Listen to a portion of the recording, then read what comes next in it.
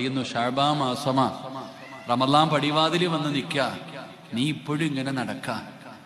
എന്നാ നമ്മുടെ ഉമ്മ റജബ് മാസം വരുമ്പോ വീട്ടിലെ ചെലന്തി വലയൊക്കെ അടിച്ചു വൃത്തിയാക്കും, ആവശ്യമില്ലാത്തതൊക്കെ വാരി കത്തിച്ചു കളയും.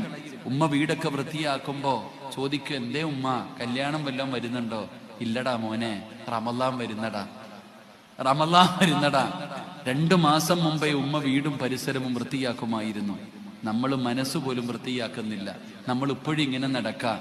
നാളെ റമളാനാന്ന് അറിയുമ്പോ ഒരു ഞെട്ടലുണ്ട്. എന്തോ വലിയ അത്ഭുതം പോലെ, പണ്ടാരെങ്ങും വന്നില്ലേ, നീയിപ്പൊ പറ്റൂലല്ലോ. അങ്ങനെയല്ല സഹോദരിമാരെ.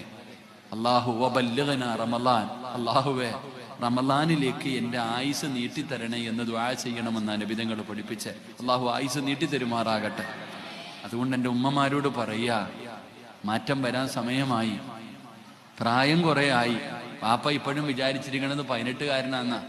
ഉപ്പ കണ്ണാടി നോക്കാറില്ലേ? ഉപ്പ മുടിയൊക്കെ നരച്ചില്ലേ? പാപ്പാ നാലിച്ചയ്ക്ക് എന്തെല്ലാം ചെയ്തു കൂട്ടിയിട്ടുണ്ട്. എന്നിട്ട് വല്ല മാറ്റം ഉണ്ടോ ഉപ്പച്ചിമാരെ?